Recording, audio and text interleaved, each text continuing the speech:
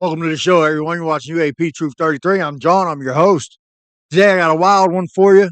We got UAPs landing at schools, alien beings, yes, extraterrestrials exiting the vehicle. This saucer, right? Kids are out at recess between ages between 6 and 12. Flying saucer, a flying freaking saucer comes up, lands, beings get out. Not only that, BBC journalist was involved named Tim Leach. You're going to want to stick around to the end of this episode because we have CIA threats, we got footage that goes missing, and we have students who are interviewed 30, 20 years later who still claim the same exact story as the day when the aliens landed. So stay tuned. It's going to be a wild one.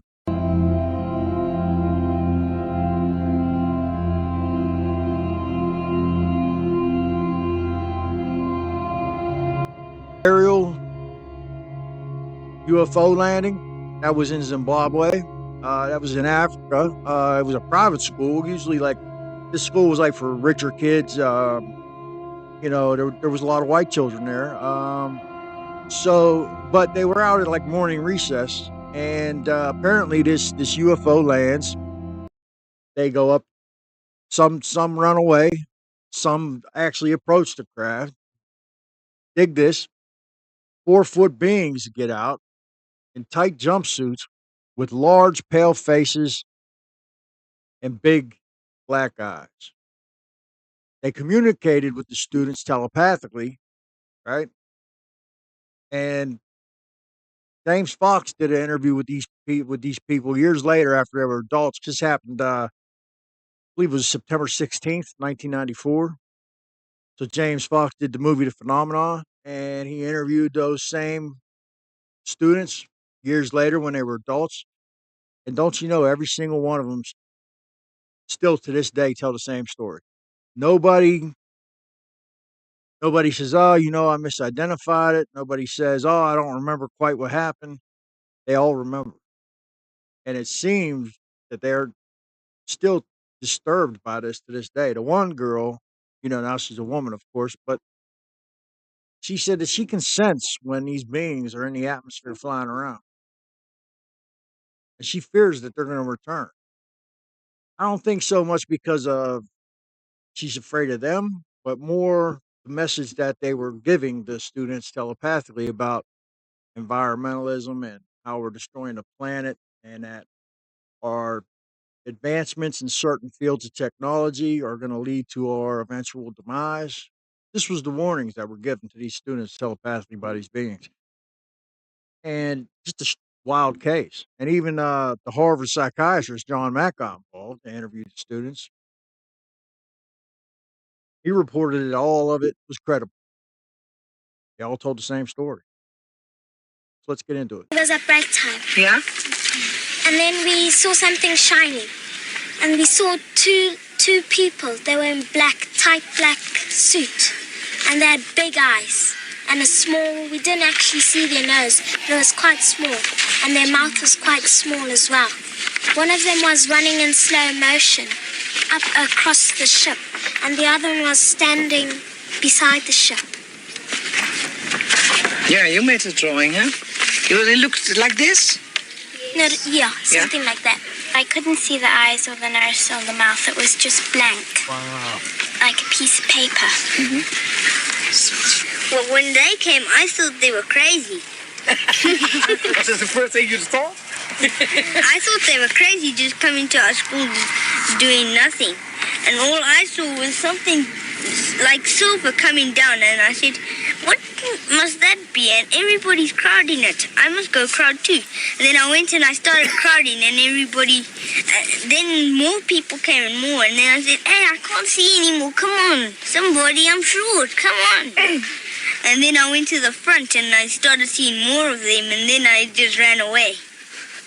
The day before the spaceship came, my friends and I were sitting in the playground, and one of my friends, her name Emily, she looked up into the sky and she said, "Oh, there's a UFO." She said, and I looked at it and she said, "No, just kidding, it's an airplane." And we looked up, and I thought to myself, that can't be an airplane because it was very shiny.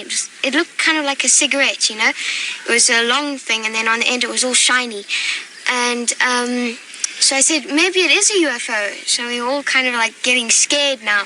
And then the day that it happened, then we started thinking, yeah, there must have been a UFO in the sky. Because my brother also saw it, but he's left the school now. It was sort of like a round shape, sort of like a plate, sort of like two plates that were sort of like on top of each other. Then there was sort of like the hole, the hatch for it, and there was sort of like in between two trees. But you couldn't see. And you hear the descriptions the children are making. You know, there's no giggling going on. You know, like if this was a story we were all making up, there'd be giggling going on. There'd be, you know, the stories wouldn't be lining up. There's too many students talking about one incident for this to have been fiction, is all I'm saying. That clearly, and it was just silver all over.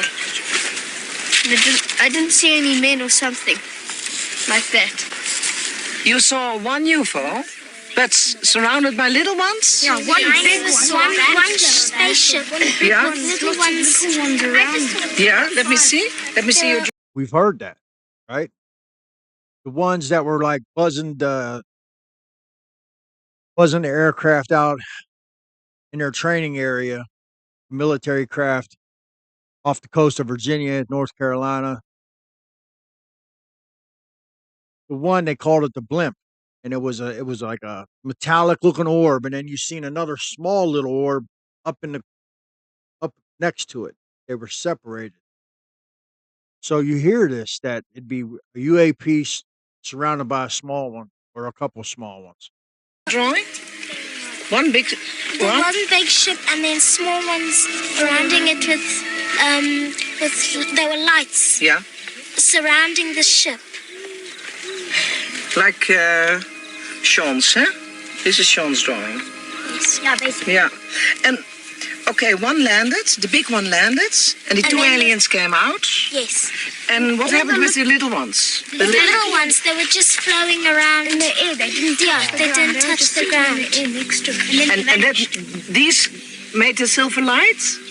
Yeah. Yeah, we're making different color lights, like Yeah, green, like they'd red, flash to green, then they'd go to blue, and then red, purple. green. Yeah, purple and red. But it was like it was going like each one to each one, but quickly. Yeah, so like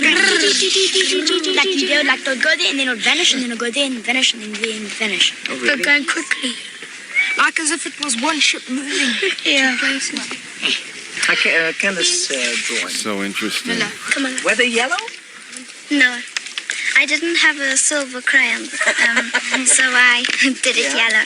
Yeah. So, but what happened? You came home and you told your parents? Yes. Some of them didn't believe us. My mom didn't believe me. Your mom didn't believe you? My mom also. She didn't believe me. Is that hard? Because if you see something and nobody believes you, what happens? Yeah, you feel start sad. You start to you start to think as if it wasn't true. Yeah. And people say to you, no, it wasn't true, so you think it wasn't true. Then you think that you're mad. Yeah. Yeah. And after that, you get all upset. Yeah, and everyone starts teasing. And my friends over the road, when I go there and I tell them about it, they just say, oh, he believes in aliens, oh, he's stupid. You've seen too many movies. Yeah. Was there nobody in your neighborhood who believed you? The same one I saw without hair, he came into my bedroom and he took me from my bed. Did you dream that? Yes. Yeah? And then I just screamed. I woke up and screamed. And what did your mom say? Well, she just kept on saying it was a nightmare. She didn't really believe me. I wasn't scared a bit. No, not at all. Nothing. It was all fun to me. I heard this lady on TV. I think it was Jill Dark. And she said this lady got kidnapped. The telepathic communication that the students had, one girl described it as warnings that humans, technology that we're developing is going to destroy the planet, this type of thing. And these kids at the time, the ages ranged between 6 and 12. So these were young kids, you know, and I don't think a lot of these kids really This was in 1994. It was actually September 2nd, September 16th, 1994, excuse me. And so in 1994, there was some talk of environmental issues, but not nearly as much as there is today. And I just find it interesting that this telepathic warning that these beings gave to these children had to do with the planet, destruction of the planet. But it's a common theme that people, experiencers who've had contact with non human entities, non human beings, aliens, whatever you want to call them, extraterrestrials, however you want to define it, this theme is very, very common. This environmentalist type of, you're destroying the planet, warnings type, this type of thing. And this was the Ariel School, and it was in Zimbabwe in Africa. It was a private school. There was actually a lot of white students there, despite it being in Africa. And it's a popular, very popular case. And it was so popular that the Harvard psychiatrist Mack went there, interviewed the children. He deemed this a credible case. And not only that, but Tim Leach from the BBC investigated it. You know what Tim Leach reported? And it's crazy. You guys are really going to want to stay tuned for this, because here we go with the CIA getting involved again, making threats. Tim Leach and the footage that Tim Leach sent to London disappeared. It's just a crazy, wild case, man. And the more and more I look into it, and the first time that I saw it, I was watching The Phenomenon, right, by James Fox. And in The Phenomenon, this was like the end of the movie, right? And he showed this case, and you seen the children being interviewed by Mack, and they were young, and then you see them, years and years, decades later, being interviewed when James Fox did this movie, The Phenomenon, and they were adults at this point, and every single student made the same claim. They stuck to the story. Nobody said, "Oh, we just made it up," or "Oh, we saw a shiny rock or something," you know. And there's been debunkers, Brian Dunning, this paid liar for pay. He says, "Oh, it was mass hysteria," and John Mack was an environmentalist, so he made up this narrative, because he's an environmentalist and all this, anything but just saying, "Hey, this was a weird situation. This was a wild story, and it seems credible." Instead he takes shots at a Harvard psychiatrist. Like, what did this guy ever do? It's Brian Dunning. I don't know. The only thing I've ever known Brian Dunning for is debunking UFO cases. That's it. That's the only thing I've ever heard of Brian Dunning ever doing. That's his claim to fame, debunking cases. That's it. Meanwhile, you got this Harvard psychiatrist, who went worldwide interviewing abductees and cases like this. And you know what he found when he got into John Mack, the Harvard psychiatrist, when he got into this field, he was skeptical. He thought he was going to prove it to be a total, bogus story, that this abduction phenomenon. He thought it was just going to be all just like a hallucination or, crazy people, right? Making crazy claims. Instead, what he found was multiple people, like talking in the hundreds from hundreds of different places on the planet, all saying the same story, all telling the same story when it comes to this abduction experiences.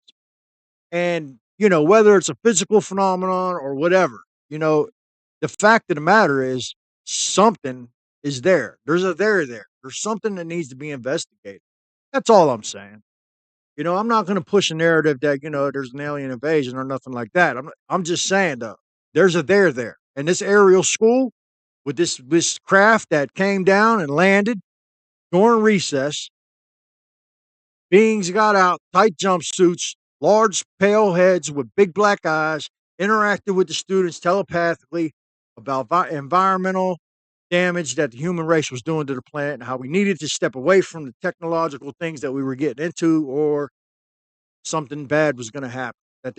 And one of the girls, she says that even to this day, she knows when these things are flying around in the atmosphere. She still, to this day, has a psychological connection to these beings. Fascinating case. You got to stick around to the end because the ending is one of the most shocking things,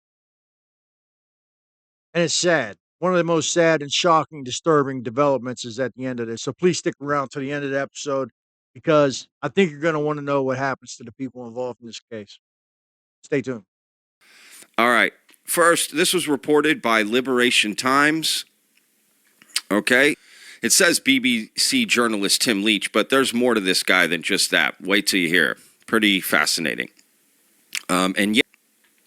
Anyway. All right. Written by Christopher Sharp. BBC journalist Tim Leach was allegedly threatened by the U.S. Central Intelligence Agency, the CIA, while reporting on a 1994 unidentified anomalous phenomena, UAP, landing case at a school in Rua, Zimbabwe. The case involved 62 students from Ariel School in Rua, who reported seeing a disc-shaped craft. Leach confided that he had received threats from the CIA. Leach indicated that the CIA was interfering with his story. The source also provided Liberation Times with audio of a conversation with Leach from 1994, in which the journalist, sounding rattled, warned them to be very careful. Leach, a former head of the Foreign Correspondents Association, died in 2011. News regarding the CIA's alleged involvement in the Rua case comes months after the Daily Mail revealed allegations that the agency's Office of Global Access had conducted multiple retrieval missions of non-human craft. Wow. Three sources who spoke to the Daily Mail on condition of anonymity So I'm watching this with you guys. This is the first time I've seen this, right? So we're watching this together for the first time.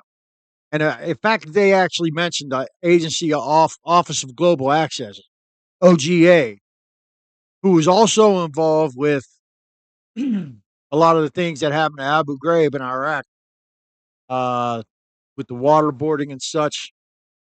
And OGA has another.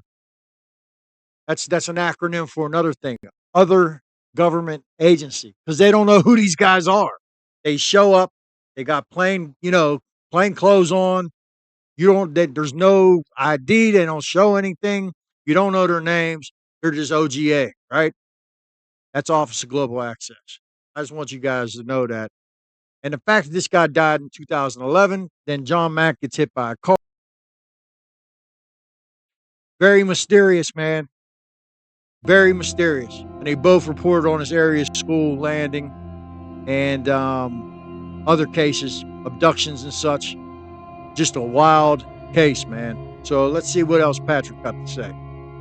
Anonymity to avoid reprisals were all briefed by individuals involved in those alleged UFO retrieval missions. One source told the Daily Mail that the CIA has a system in place that can discern UFOs while they're still cloaked,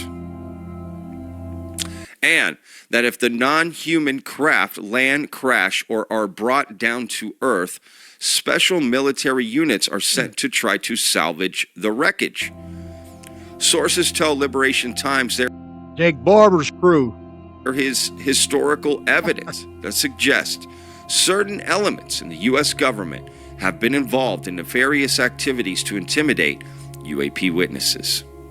Recently, Lou Elizondo, the former director of the U.S. government's UAP program, known as the Advanced Aerospace Threat Identification Program, otherwise known as ATIP, stated it was recently revealed to him that there could be a personal threat against himself and several other whistleblowers, formerly associated with the UAP effort inside the U.S. government. At a congressional public hearing in 2023, Representative Tim Burchett asked former senior intelligence officer and UAP whistleblower David Grush whether he had personal knowledge of being harmed or injured in efforts to cover up or conceal extraterrestrial technology. Grush answered, yes, personally. Grush added that he had also directed individuals related to the UAP cover-up to the appropriate authorities. Amy Eskridge, Ning Lee, maybe, possibly. scientists working on anti-gravitic technologies. John Mack, possibly. How about John Murphy from the Kecksburg case? Remember? Radio personality that was going to do the documentary. Men in black suits entered his office. Ended up getting hit by a car a couple years later. You guys remember that case? Kecksburg incident? If not, go back and watch it. I did an episode on it. It was a really good episode. This is a pattern, folks. This is what they do. That's interesting. Now, but I just find it interesting that the BBC, Tim Leach, right? The footage that he sent back to London came up missing, and he claimed that the CIA were making threats. They were threatening him for reporting on the case. I mean, that in and of itself, it's just like I said yesterday about when you're over the target, when people are coming after you, they're coming after you for a reason. So why would the CIA make threats to Tim Leach if this was a bogus case? If the Ariel School landing was a bogus UFO case, then why is an intelligence agency, an American intelligence agency, what do they even have to do with a case in Zimbabwe that they would feel the need to threaten Tim Leach by the BBC? Just wild, man. And this is what happens. And we need to keep informing ourselves, spreading these stories around, so that whenever these hit pieces come out on people and they're attacking people's credibility and they're doxing people, and all of a sudden these bots start popping up in the chat, especially on X. Now we know what it is. Now we really know what's going on. Let me know what you guys think. Please hit the like and subscribe, share it to a friend, share it to 2 friends. We'll be back tomorrow. Thank you.